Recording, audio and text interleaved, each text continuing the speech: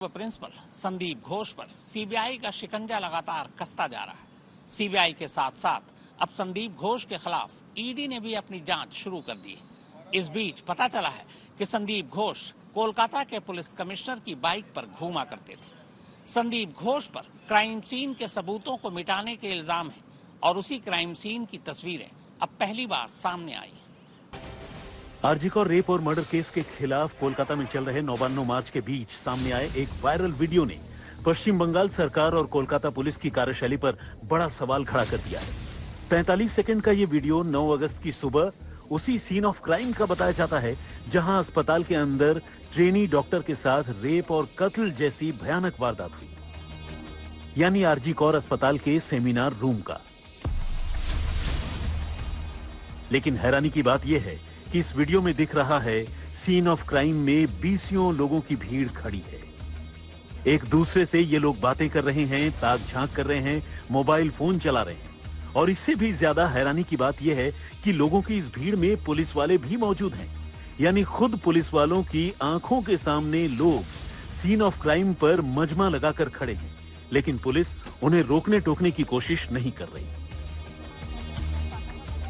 Kolkata police ने इस video को 9 अगस्त की सुबह अस्पताल के सेमिनार रूम का तो माना है, लेकिन पुलिस का कहना है कि तब तक उसने लाश के इर्द गिर्द वाली जगह को कॉर्डन ऑफ कर दिया था, यानी घेर दिया था, और ये लोग उस घेरेबंदी वाली जगह के बाहर खड़े हैं। लेकिन कोलकाता पुलिस की सफाई से ही ये साफ है कि इतने सारे लोग उसी सेमिनार हॉल के अंदर तब घुस आए हैं जब हॉल में लाश पड़ी है और सीन ऑफ क्राइम को सुरक्षित करना पहली और सबसे बड़ी जरूरत है। इस वीडियो में कुछ लोगों की पहचान का भी दावा किया गया है, जिसमें आरजीकर अस्पताल की पुलिस चौकी के इंचार्ज संजीव चट्टोपाध्याय, वकील शांतनु दे, आरजीकर के तत्कालीन प्रिंसिपल संदीप घोष के पीए प्रसून चट्टोपाध्याय और फॉरेंसिक डेमोन्स्ट्रेटर देवाशीष सोम का नाम शामिल है।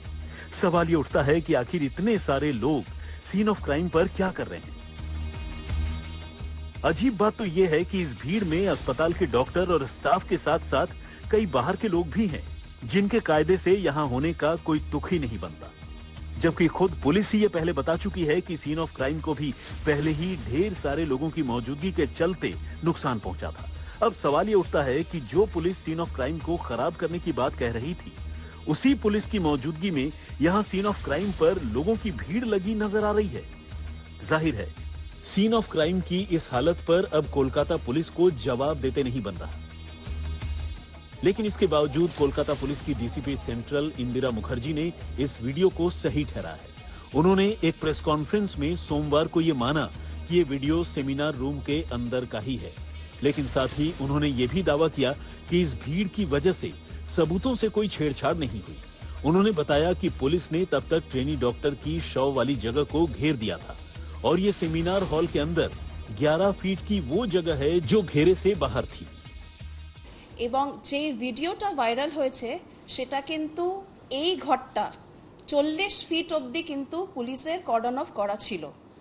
যখন প্রথমবার যখন ডেড বডিটা পাওয়া যায় ওখানে হসপিটালে যেগুলো সাদা কার্টেন থাকে সেগুলো দিয়ে আমরা ওটাকে কর্ডন অফ করেছিলাম। এই 40 ফিট মানে বডি যেখানে পাওয়া গেছিল তার থেকে 40 ফিট পুরো জায়গাটা পুলিশের কর্ডন অফ করা ছিল এবং এই যে ভিডিওটা যেটা আপনারা হয়তো দেখেছেন সেটা কিন্তু এই 40 ফিটের বাইরে যে 11 ফিট যে জায়গাটা আছে সেইখানকার একটা ভিডিও। এই যে জায়গাটা আছে এইখানে কিন্তু অনেকেই উপস্থিত ছিলেন, ফ্যামিলি মেম্বার ছিলেন, পুলিশের স্টাফ ছিল, হসপিটালের স্টাফ ছিল, অনেক ডাক্তারবাবুরা ছিলেন। ইনফ্যাক্ট যেখানে ব্রড ডেড যখন ডিক্লেয়ার করতে হয় আপনারা জানেন যে হচ্ছে কি ইএমও যে থাকে ওনাদেরকে ব্রড ডেড ডিক্লেয়ার করা সেটা এমার্জেন্সিতেই উনি কিন্তু বসেন, কিন্তু এই ক্ষেত্রে কিন্তু ওনাকেও এমার্জেন্সি থেকে আমরা কিন্তু এই জায়গাটা যেটা 11 ফিটের যেই জায়গাটা যেটা ভিডিও আপনারা দেখেছেন উনি কিন্তু এখানেই বসেছিলেন। हालांकि जानकार सवाल उठा रहे हैं कि तब तक जब जांच की शुरुआत भी नहीं हुई थी तो पुलिस ने ये कैसे समझ लिया कि जहां लाश पड़ी है कत्ल वहीं हुआ है। ऐसा भी तो हो सकता है कि कत्ल कहीं और हुआ हो या फिर सेमिनार हॉल के ही किसी दूसरे हिस्से में हुआ हो और लाश को खींचकर किसी दूसरे कोने पर लाकर फेंक दिया गया हो। ऐसे में पुलिस ने सेमिनार हॉल में इतने लोगों को एंट्री देकर केस का कबाड़ा कर दिया। लेकिन ये तो रही सेमिनार हॉल के उस वायरल वीडियो की बात जिसने मामले की तफ्तीश के लिए बड़ी चुनौती पेश कर दी है। अब सीबीआई की छानबीन में ये साफ हुआ है कि वारदात की रात आरोपी संजय रॉय ने जिस बाइक का इस्तेमाल किया और जिस बाइक से वो आरजी कौर अस्पताल तक पहुंचा, वो बाइक भी किसी और की नहीं बल्कि कोलकाता पुलिस की ही थी। और तो और ये बाइक कोलकाता पुलिस कमिश्नर के नाम पर रजिस्टर्ड है।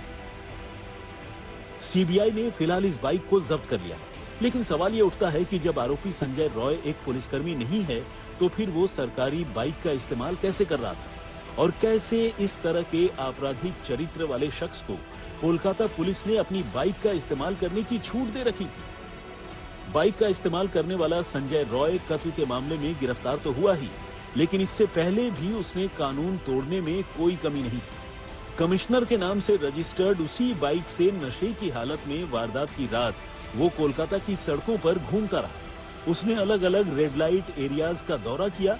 उसी बाइक से कम 15 किलोमीटर तक शराब के नशे में धुत होकर दूरी नापता रहा। जिस बाइक पे सवार होकर संजय राय, जो प्राइम अक्यूज्ड है आरजीकर के मर्डर और रेप कांड में, और जिस बाइक पर सवार होकर वो आरजीकर उस रात पहुंचे थे, वो बाइक किसकी है?